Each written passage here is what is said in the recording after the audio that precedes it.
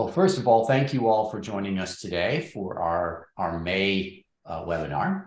For those of you who have been with us before, thank you for joining again. And for new folks, welcome to our monthly webinar. We do these each month, and we pick a different topic in the world of OT cybersecurity to talk about. This month, we're focused around network segmentation, a topic that is core to pretty much every OT security program, recommended by CISA, part of all of the various standards, whether it be NIST, CSF, or IEC 62443, et cetera. For our discussion today, there's two of us here. Those of you who have been on these before, you may recognize me, John Livingston, but I've also been joined by our head of OT architecture for Verve, Dan Clark. My background, so I've been with Verve about 7 years or so. I spent about 20 years of my career with McKinsey & Company as a senior partner there, doing management consulting prior to joining Verve a few years ago. And Dan is our head of OT architecture, which is our team that leads all of our network segmentation work, et cetera. And Dan, would you mind just briefly introducing yourself as well? Yes, John. So I've been, as you can probably tell, in this business for quite some time. I've only been with Verve for the last 6 years, but I started in 1982 with Ingersoll Rand and worked there in the air compressor business for 21 years. And that's where I cut my teeth on the OT side of the business. And ultimately, I was forced to learn IT because I was asked to be able to communicate, have our air compressors communicate with, it was a snowmaking application, and they wanted to be able to turn on the air compressor from the bottom of the hill, and they didn't want to have to go to the top of the hill. So that's how I kind of got my start. And I loved every minute of the IT part of it also. So I've been doing the IT stuff on and off for the last 20 years, and I wound up with Verve 6 years ago and really enjoyed it. Back to you, John. Well, it's great to have you, Dan, someone who's sort of living and breathing this every day. Just for background on us, for those of you who may not know who Verve is. So we've been in the industrial controls engineering world for about 30 years. About 15 years ago, we developed the first version of the Verve Security Center, which is a software platform, which we'll touch on a little bit today. But it essentially allows us to manage endpoints and networks in OT environments, to secure them and gain visibility, et cetera. But then we also offer a range of services around that. And this is really where what this conversation is built off of. So one of the core pieces of helping clients secure their OT infrastructure is helping with network segmentation. And so we do, dozens, hundreds of these all the time. And so what we thought today is we're going to try and draw out some of the conclusions from what we've learned there. This is not about trying to tell you this is exactly how you should design your architecture, right? Everyone is going to be slightly different. What we're trying to do is bubble up some of those big learnings from all of this work we've done on networking over the last 30 years or so. So quick summary of what we're going to talk about today. We're going to talk a little bit about the threats and vulnerabilities that are increasing and why that's important from a segmentation point of view.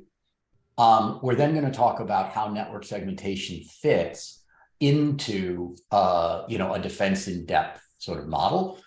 And then really we're going to spend most of the time on this 5-step process, which Dan is going to walk through, of how do you do this, right? What are the learnings that we've had that you might find helpful as you go about your journey in network segmentation?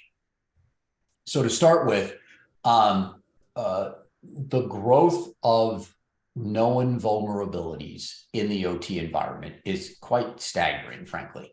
If you look at the last 3 years of ICS advisories coming out of what used to be called ICS CERT, what is now the CISA advisories here in the United States, you could do the same math for the other geographic certs. What you find is a pretty dramatic growth. And so these are about 70% a year year over year in the terms of the number of advisories, et cetera. The percentage growth has come down in 2022, but the total numbers are quite significant. And the criticality of those vulnerabilities, or the average CVSS score, is borderline critical. 8 would be critical. So it's very, very, these are very, very risky vulnerabilities. The challenge that you all probably know is, first of all, you got to find out what they are. But even if you know that a vulnerability exists, in many cases, there is no patch solution, right? So this is just one example of a particular CVE with a CVSS, which means its criticality score, meaning how important is this, as a 10, like as high as it can get, for a Rockwell, particular Rockwell software. And that device has been discontinued, that software has been discontinued. So there's no patch available. You'd have to upgrade the whole system, et cetera. So, what are you going to do? And Rockwell and CISA, et cetera, make a number of recommendations around what you should do with these devices. But at the end of the day, in large part, you're going to try and separate them from the network, from your IT network at a minimum. And if not just that, other parts of your OT network. The second driver of these risks, what we call the air raid that's happening to OT, I'm going to specifically focus on the access point today. But one of the challenges we all face is, and if you go back 20 years, we were air gapped, and effectively we kind of were, right? I mean, we didn't need to connect IT to OT. It was really air gapped.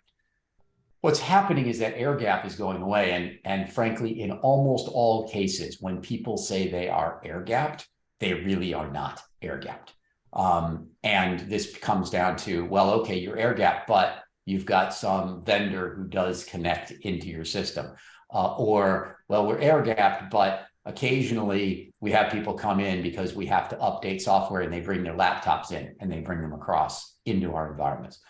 A lot of different elements of access, but this access is only going in one direction. It is only going to become more and more significant as IIoT and other advanced analytics are coming. And if you look at many industries, the OEMs themselves are almost requiring this access so they can do predictive maintenance and other things on the control systems. And so while we'd love to say, yeah, we're just going to cut it off, the world is moving the other direction. And so segmentation and how to think about architecting that becomes more and more important. And so as we think about a process that we see organizations go through in terms of planning out their OT strategies, typically it goes through sort of 3 phases. There's an assessment phase where an organization will identify, prioritize the greatest risks. They'll build a roadmap. Many cases includes segmentation as part of that roadmap. And then there's usually some sort of one-time uplift in security, which could be, patching, it could be updating software and firmware.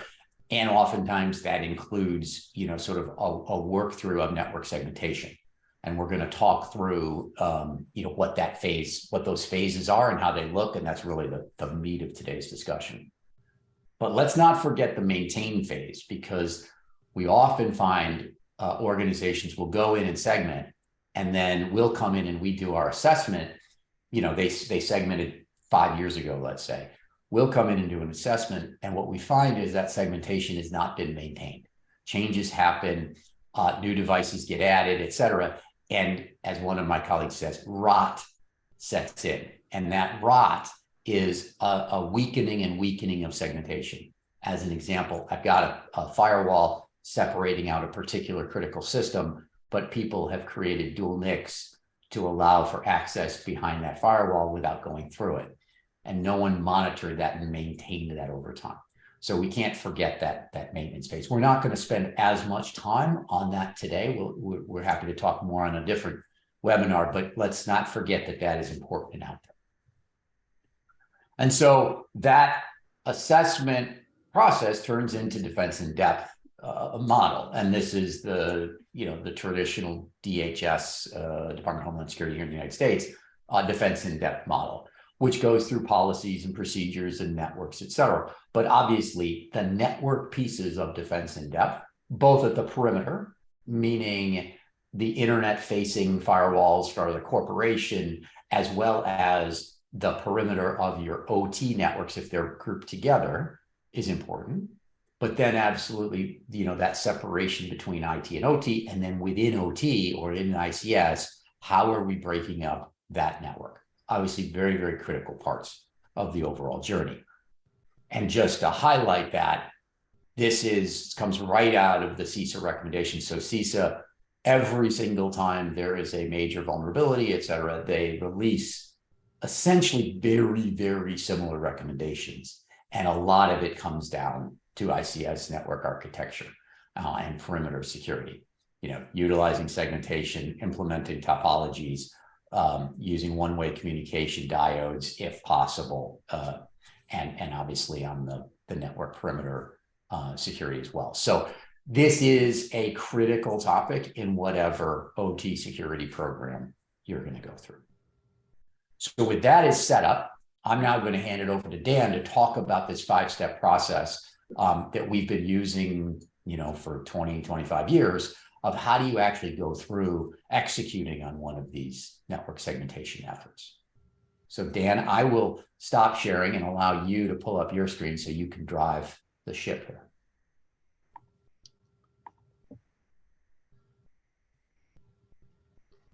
I guess I should have been.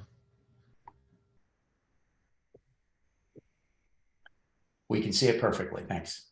Okay, so let me get down to my start point. Okay, so the 5-step program. The first item, address layer 8 problems head on. So layer 8, the OSI model only has 7 layers, but layer 8 is the people issue. There's all kinds of concerns between the IT part of the organization and the OT part of the organization. If you don't get this one right, you won't be effectively segmenting the network. It takes collaboration. It takes building trust. When I go to a facility, we're almost always hired by the IT organization. We're OT people, I'd say more so than not. And when we go, the first thing is to overcome the issue of trust. And I spend quite a bit of time doing that initially with the people that we're dealing with. And we normally deal with both IT and OT when we get to a site. But there's that built-in animosity between the two groups. And it's a requirement to effectively deal with that. So layer 8 basically is people, it's organization, it's all of those factors that are pushing on what you are doing for segmenting. We have a 4-phase approach: discover, design, execute, and maintain. We'll go into that in more detail.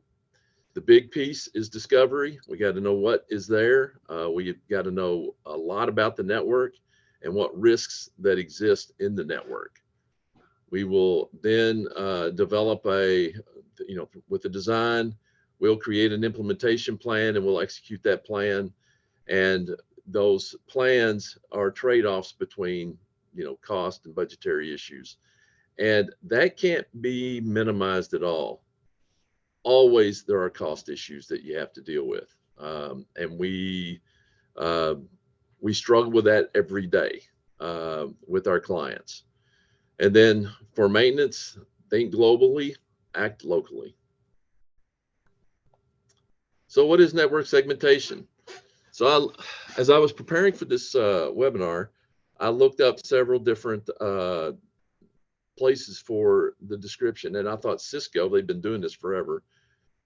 They had a very clear one, and it's segmentation divides a computer network into smaller parts. The purpose is to improve performance and security. So the first thing that we have to look at is, what is a computer? That sounds like a pretty straightforward question. But what most of us don't realize is that your printer is a computer that prints paper, typically paper. Your a PLC is a computer that takes discrete inputs and outputs and analog inputs and outputs, and then produces decisions. They make changes to valves. They do all kinds of physical stuff. A telephone is a computer now, with all the changes in phones. It is just another computer that does telephoning.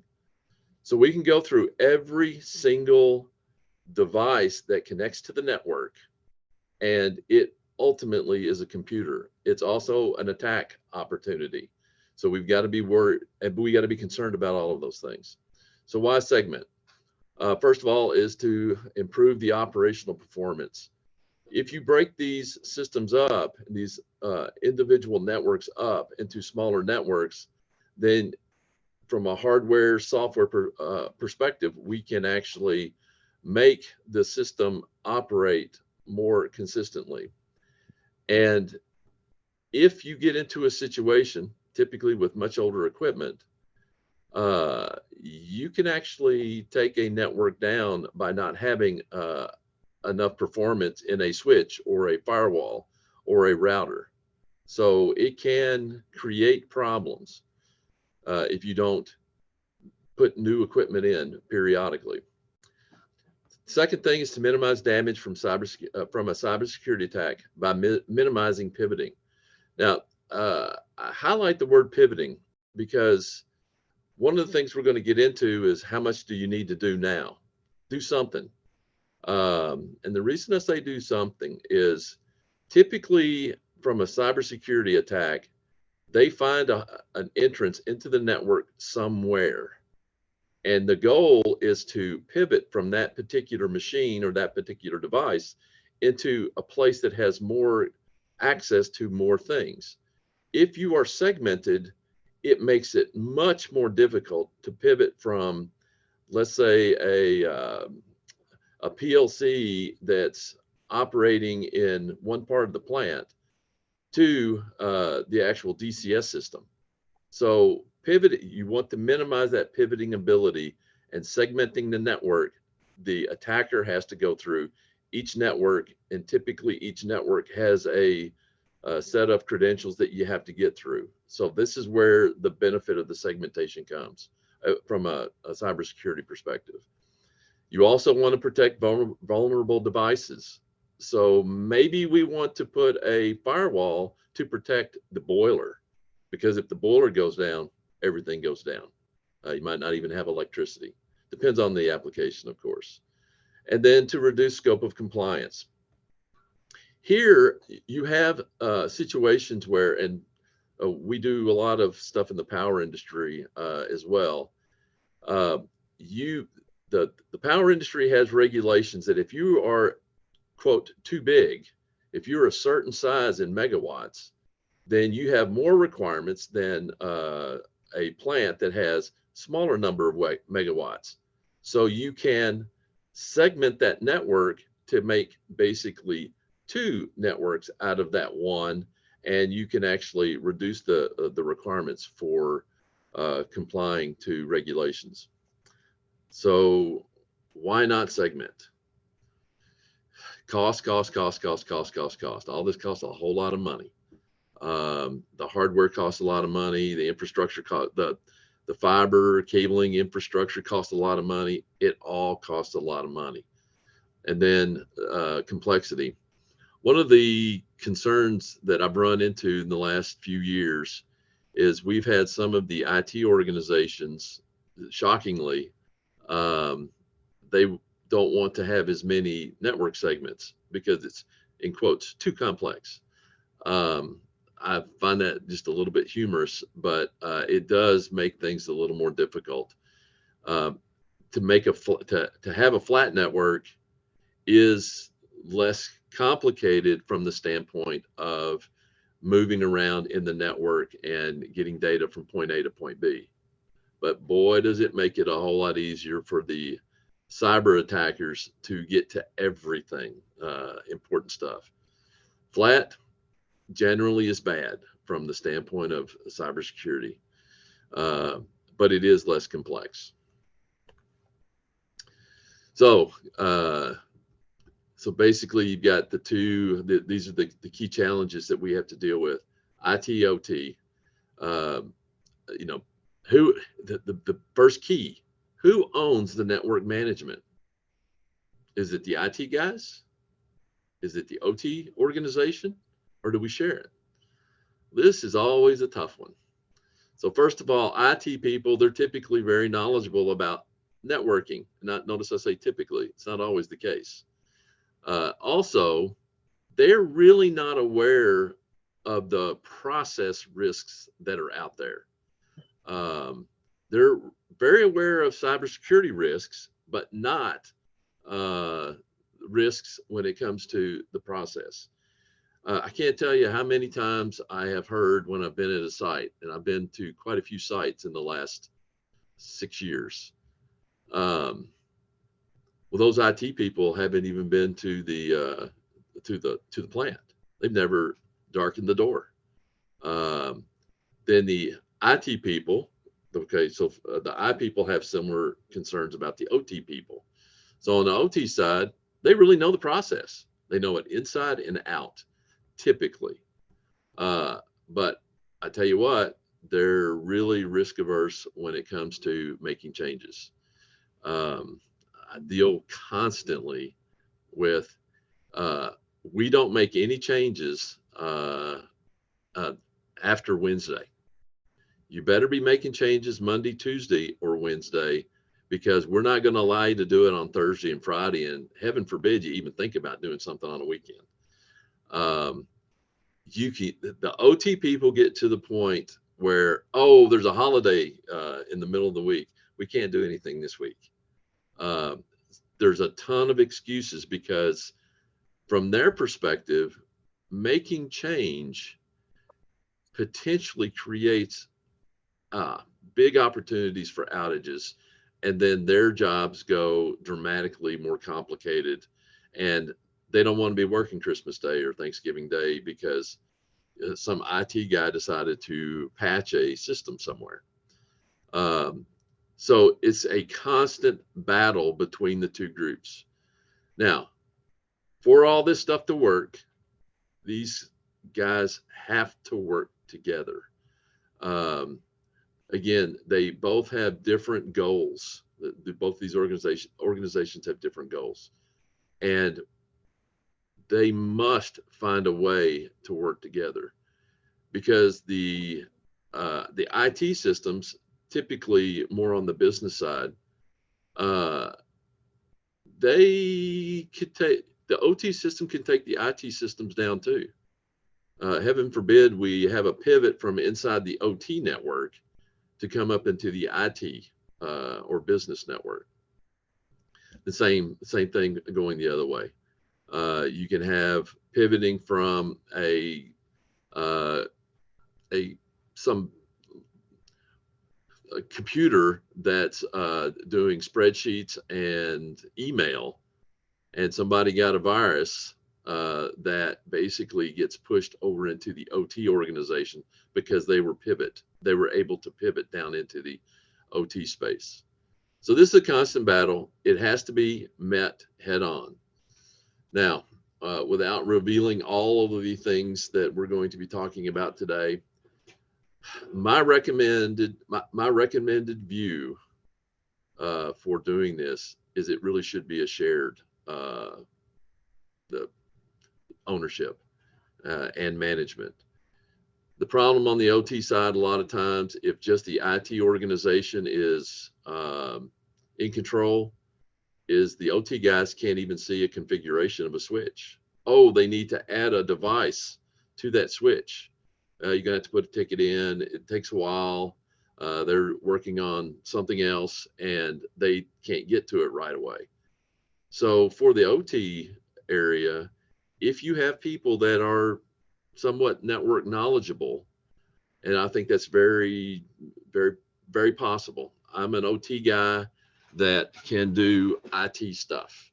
And I could be considered somewhat of a unicorn, but it is very possible to get to where you can have OT guys do that. Some of the best OT guys I've ever seen, probably the best OT guy I've ever seen. He was a chemical engineer, but he got all excited and learned just tons of IT stuff. He was the best IT guy I've ever talked to. And it was because of the practical side of doing this work. He got very good at all of it. He basically segmented just tons of different things. Now, saying that, one of the best guys I've seen at one of our client sites is an IT guy. He got pushed into the OT space, and he understands the difference between the IT and the OT. The big issue from my perspective between IT and OT is, can I reboot that machine? You got to ask from an OT perspective. You got to ask IT people. Most people don't work, in the evenings, and you can reboot the machine pretty much anytime, after 8 p.m. at night. You're not going to really bother almost anyone. OT, different issue, 24/7, 365. So doing it on the weekend is possibly not as good as doing it during the middle of the week. You got to have people there to know what's going on. You got to plan these things. That is the big key difference from my perspective. And these IT guys that understand that work really well in OT. So some of the other challenges that we have. There's so many details that I don't think I can express the amount of details that are involved in all this stuff. So first of all, from an infrastructure procurement perspective, do you need fiber? If you need fiber, can you get it? Do you need switches? Do you need firewalls? Can you get it? Because guess what? A lot of stuff is just not available today. So you're going to have to wait. International issues. Can you get that firewall in Brazil? Can you get that router in India? The answer is yes to all of them, but when can you get it? It's got to go through customs. There are issues involved with all this stuff. So how do you minimize the risk of doing segmentation? You need to do it during an outage, and all 24/7, 365 sites, they will have some downtime. They may not be able to take the entire plant down, but they'll be able to take part of the plant down. And those are the times where you need to jump in. And then the other one is, can you do it while you're running? And from a process standpoint, I like to say the quote from a movie in the 1970s. I know I'm aging myself here. It's Dirty Harry. It's like, are you feeling lucky, punk? You can get this done hot. And we did one hot the week after Thanksgiving last year, and I was adamant not to do it. No way should we do this.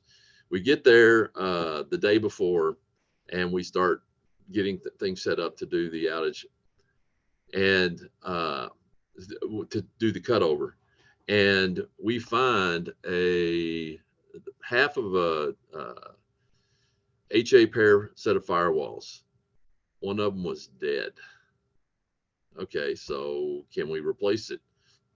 Crazy enough, they didn't have a device, they didn't have a backup, but we actually found one close, and we got one.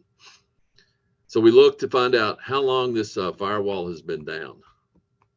It was 13 months. Nobody knew. The OT people couldn't see it because they didn't manage it, and the IT people never indicated that there was a problem. These create tons of risks. This particular site had really old switches. I mean, really old, probably mid 2000s manufacturing date on many of these switches. And if you've been in any type of plant at all, this stuff is not clean. It is dirty. Uh, can you even reboot the thing without it not starting back up? I got tons of stories about that. Um, so there winds up being a whole lot of issues. You want to do it when you're down, when the plant's not producing, because there are things we just don't know. Did we discover everything? Are there issues with the network, like routing and spanning tree and network loops? You don't always discover all of that. We attempt to, and we do discover a lot, but you can't necessarily discover everything. So going back to this one that we did hot, we predicted it would take 5 hours to do the cutover. It wound up taking 9. Luckily, it wound up being just an inconvenience. It didn't take the plant down. They were still able to operate, but we were certainly inconveniencing many of the operators, and they weren't happy at all. But we got it done.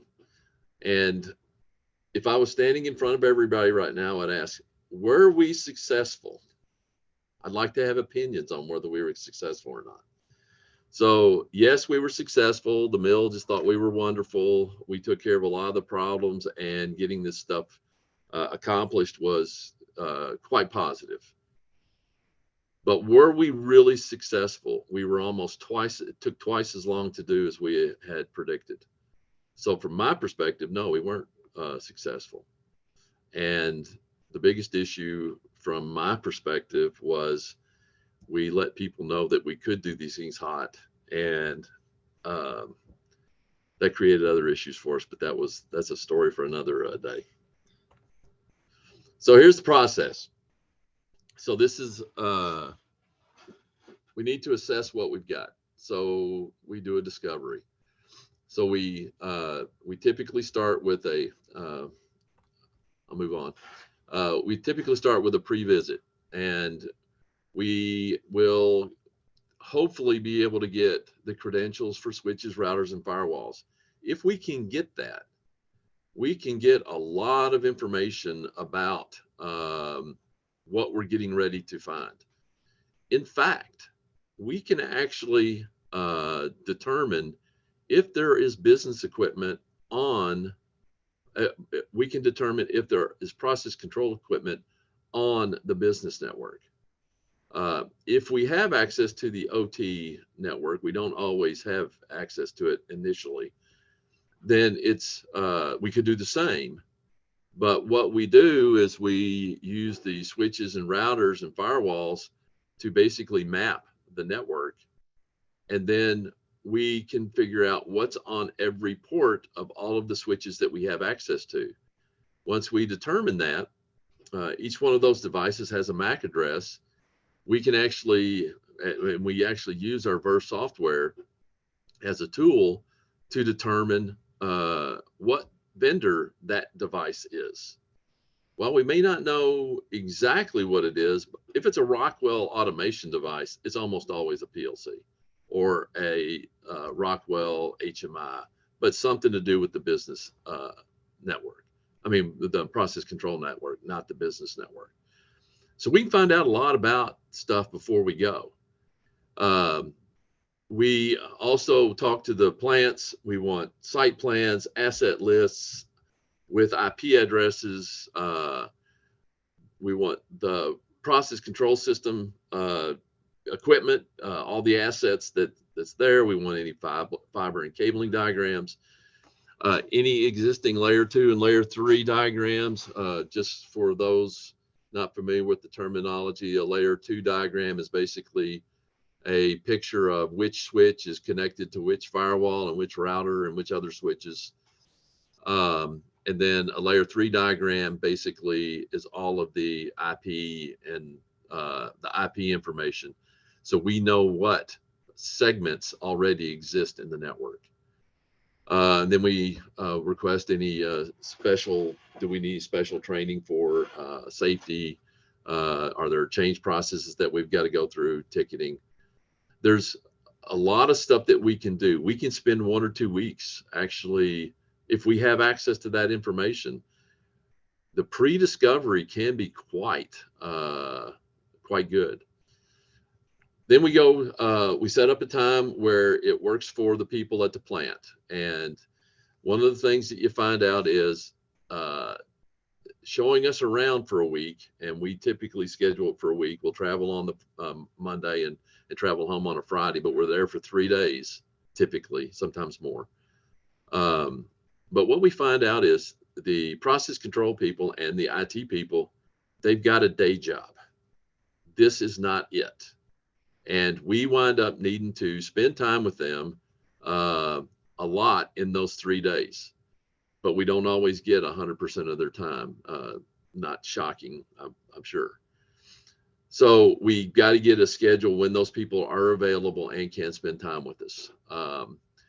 So once we get on site, we basically tell them why we're there, what we're going to look for, what we've already found if we had access to this pre-site information.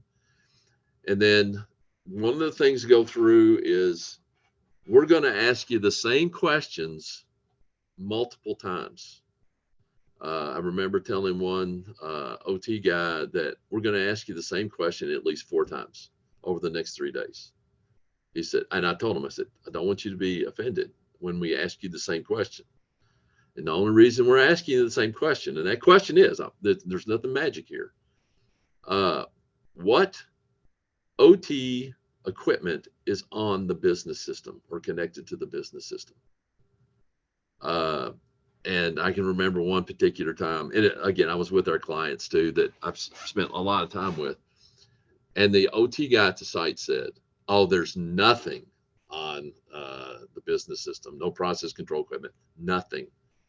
So the 3 of us, that were there, 2 clients and myself, we actually started laughing, and he actually got offended a little bit.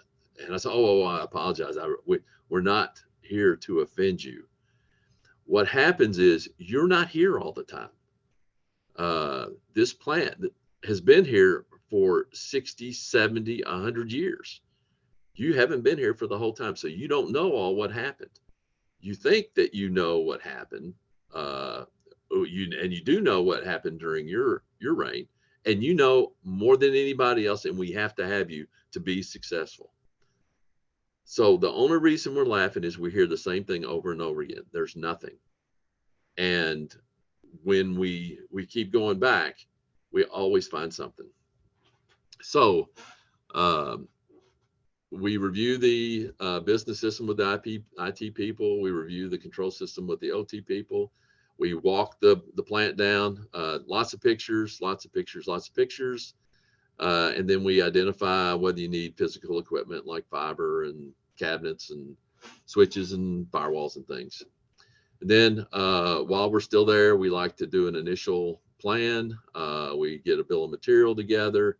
So we create test plans so that once we make changes, we know that we didn't break stuff. So how do you know that we didn't break things? And then we present all this to the people at the mill. Oh, and one last thing, meet with site management personnel before we leave. Truly, truly important. If they're not on board, you're not going to get it done. So what are the kind of things that we find? Okay, so flat network is a given.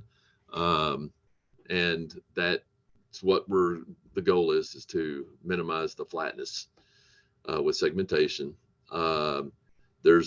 Sometimes there is no DMZ, but when there's no separation between the business functions and the OT type functions. Then it's always a surprise. Here's a cell phone connection to this particular device, turbines. I mean, it's just amazing what we find.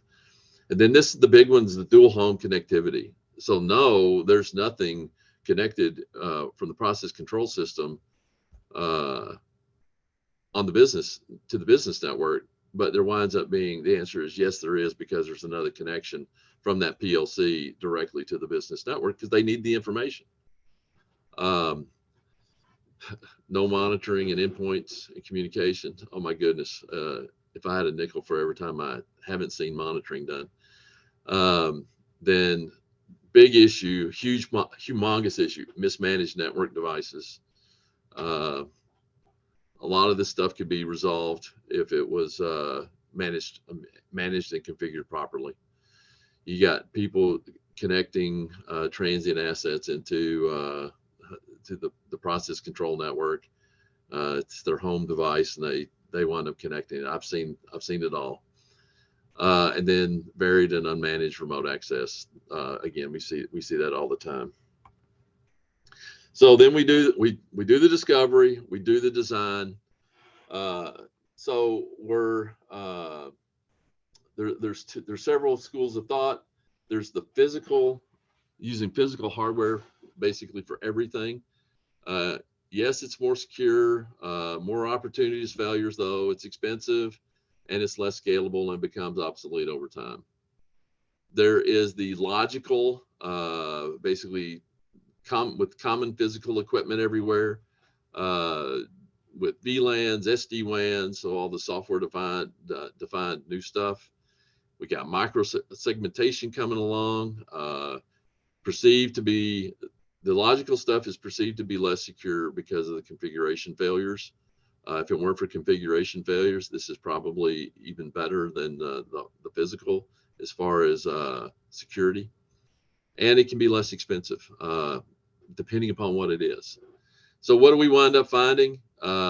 Typically, the OT space and the ITP space will typically have different physical sets of equipment.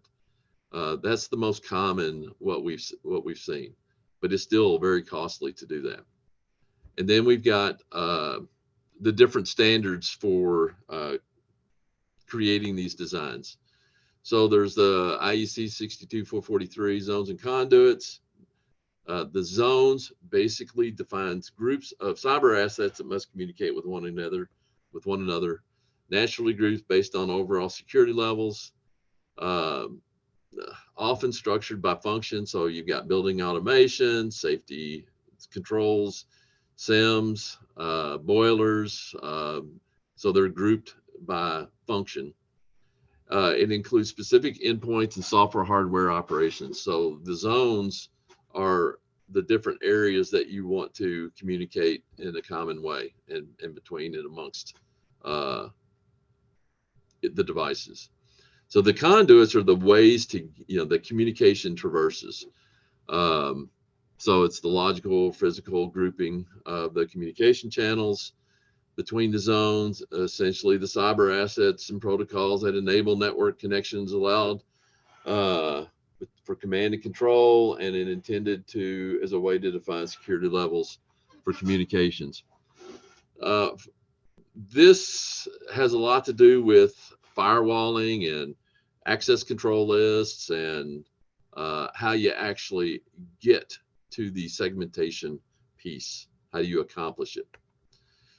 Then the designs start with what is your target security level. So you start with a target, you find out what the capabilities are for the equipment that you have, and then you come up with an achieved level. Which system should be on the business network? Boy, what a debate we've had with that one over and over and over again. So we have some people who believes that there could never be a PLC on a business network. I think that's a pretty stiff way of looking at it, but it is a way, and I'm okay with that. It just depends on what the client would really like to do. It depends on what the function ultimately is. So how do you decide what you work on? So basically, you take the assets, you determine the criticality of those assets, the risks of those assets being attacked. For example, end of life stuff, you're not going to be able to patch and make that one more secure. So there are risks inherent to certain devices that may not be as risky as other devices. You get a score, you compensate for the perceived criticality of the device, and then you get a residual score. You put them all together, and that gives you again, these are typically done on spreadsheets, and you can come up with the score, and you can pick the highest areas that you want to go after first. And this is done in a bunch of different ways, and people's scores, it's kind of a relative score, and it does show you things that you wouldn't see otherwise, because you actually put a number to these things, and you're sometimes surprised about what actually jumps up to the top of the list. So the design should be sequenced over time. Please don't wait until everything is that you can do. Please don't wait until you can do everything so you can be protected. So securing a portion of the network is beneficial because you can minimize that pivoting if somebody gets into the system. Many plants can't adequately deal with with everything changing at one time. Oh my gosh, this is a constant battle. People don't like change. Money gets in the way all the time, for sure, and systems and things will change over time. Doing nothing, John talked about it earlier, will create a problem. It produces the rot. Absolutely, you can't do nothing. I have seen it over and over again. Firewalls that are not maintained. Well, they just might as well not even be there. Give me a break. You've got to maintain this stuff, and it takes resources, it takes money to do that. So this is an example design. Don't be hung up on what's the system. There's a business system, there's a DMZ, and then there's a process control network. That is a common way of separating the systems. It's a good way, but there are as many different designs as there are applications. It depends on the use case, and we work with clients, and sometimes they dictate all of it to us, that you're going to do it this way. Fine. Sometimes they say, give us your advice as to how you would recommend doing this. This is a good model, but it's certainly not all the model, and it can be pretty expensive because there's quite a few firewalls and quite a few devices, and the process control network is separate hardware from the business network, which is a good thing, but you can get to be too many things. So now we talk about execution. Installing, we typically have separate trips to install versus do the actual implementation, but we have had some that we do them both. It just depends on scale. Small plants, a lot of times you can do, I've never seen the discovery and the installation and implementation at the same time, but at least in theory, that would be a possibility if you get enough upfront information. So when we install, many times somebody is installing the fiber. We don't normally do that, and we don't normally manage that, although I think theoretically we could. So there's always cabinets, switches, firewalls that we have to deal with, and then the cabling. We put the patch cables everywhere. Typically, we connect all that. Then we will label it. We'll make sure it's all nice and neat, and then the implementation. You really got to work closely with the plant every step of the way, at the beginning, while you're there in discovery, when you go there to install, and when you actually do the implementation. Work with the plant. You don't want there to be surprises, because guess what? You could actually create an outage by installing a piece of equipment if you're not careful. And even if you are careful, you could still do it. So got to be very aware. So the implementation, you'll be successful if the implementation is good and you found almost everything. We never find everything, but we find almost everything. You execute the plan, you test to make sure it works, and then you troubleshoot to find out what is not working. So this is a typical implementation plan. The reason that we're showing it is because we want you to know it's the devil is in the details. There are 1,000,000,000 details. And it's what is exciting in this part of the job.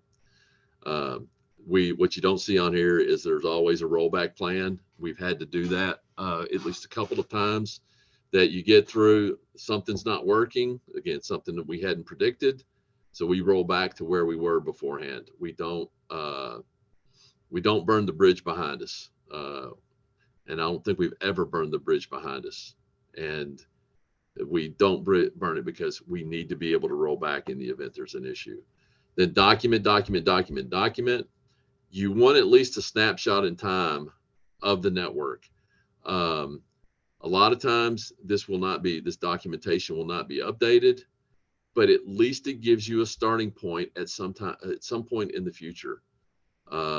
Documentation's always tough, but do have documentation done, at least a layer 2 and a layer 3 diagram. Cabinet drawings change a lot, maybe not as much. You need that. Same thing with the cable schedule, but it's good to have those, and those are typical types of documentation that we do. Then make sure you back up all of the networking configurations. It's truly important. Then lastly, monitor. Think globally, act local. This by itself is an entire presentation, the webinar that I'm sure that we'll have at some point in the relatively near future. I could talk a lot about this too. It's something. How do you know what you have if you're not monitoring it? How do you know if things are working if you're not monitoring it? And remember, I just told you the story about having a firewall, the HA pair degraded for 13 months. They got lucky that the second firewall didn't have a problem, because if that second firewall would have, the entirety of the plant would have come down.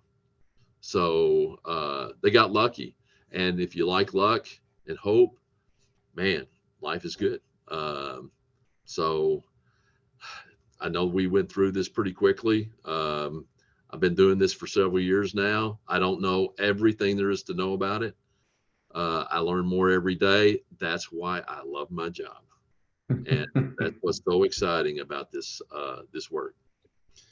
John? Dan, first of all, thank you very much for taking us through all of that. There's been a couple of questions. If other folks have questions, please do layer them in here. I think what you're hearing from us, oftentimes when we get into conversations around network segmentation, the first set of questions that come up are things like, how should I design it? Or, what's the role of SD-WAN versus, hardware firewalls, et cetera. But important topics. But what you've heard from us today is, hopefully it comes away from this, is that's an important part of the story, right? We talked about IEC 62443 and how to design it, et cetera. But what this comes down to, in our view, is execution. It comes down to, how do you organize for this up front? And maybe, Dan, I'll just have you flip back to your the 5 key steps, because I think just to summarize that, probably helpful. This is first and foremost an organization topic, right? Is how do you get 2 different groups, actually not more than 2 different groups of people to work together in an organization to make this happen. Secondly, that very rigorous discover, design, execute, and maintain process, frankly, is more important than how exactly you design it. And the reason for that is the execution, where it will fall down, is not that you didn't have the perfect design of, I used hardware versus SD-WAN versus VLANs or whatever. Where it falls down is, as you get into the details of the process to move things and what I can do first, second, third, and fourth. It is that execution layer where we see the biggest hurdles. And so why we focused on these 5 things is that first question of, well, how should I design it, is one of a much broader set of topics around how you're actually going to get this done. And if you get too caught up in that design and you have endless debates about which way to go, you may miss some very near-term things that you can do with your networks, with the current infrastructure you have in place, right? You already have a firewall, let's say. Okay, great. Is it configured right? Does it have dual NICs, et cetera? There are things, as Dan said, that you can sequence that may not cost that much, that give you immediate security, or if not immediate, very quick wins. So Alexander asked a question about 62443 versus traditional network segmentation. Is it either or? I think 62443, and Dan, I'll let you comment too, but I think 62443 is trying to provide a framework in which to think about, quote unquote, traditional network segmentation. I don't think it's trying to be a new thing, either or. What ISA and IEC have tried to do is to aggregate information about how people best should think about approaching what should go where and how you should control that communication. So I would not think about it as a difference. I would think about it as a helpful framing of how to think about what you want to put where when you do your design. Dan, I don't know what your perspectives are on that question. As I read the IEC documents, I get the complete view that, oh, we're just telling you how to lay this stuff out like it has been laid out before. And again, I've got more time with ASA, Cisco ASA firewalls, and it sounds just like that somebody was talking about access groups and access lists and how you talk between one group of equipment to another group of equipment using access groups. So I think that's what it's just a framework, and I don't think it is. It's a distinction without a difference from my perspective. Yeah. One of the other questions was, what is the best way to segment using the Purdue model? This came in before the session today. And we didn't talk a lot about the Purdue model. We actually had a page in the appendix about it. Look, the Purdue model is helpful for certain things, but there's a lot of Purdue model is probably not the best way to think about structuring a segmentation per se, right? It's not really designed for security. It was originally designed as an operational model, a bunch of other things. It is definitely a helpful framework to think about constructing your network, but oftentimes it actually could constrain you from doing certain things. On one hand, it could create a bunch of costs that are not necessarily improving your security. And so we find it a helpful guide, but we wouldn't say you would use the Purdue model to quote unquote segment. We think the IEC type approach is likely a more security oriented and frankly flexible approach to get to the better answer. We also had a question come in around the air gap, which I think we addressed early on. So with that, we're at the top of the hour. We really appreciate everyone joining us today. We hope this was helpful. Obviously, we're here. If you have questions, please do reach out. And we look forward to seeing you on our early June webinar, which we'll be sending out here in a little bit. Again, thank you, Dan, for taking us through this, and thank you all for joining us. Everybody have a good rest of your week.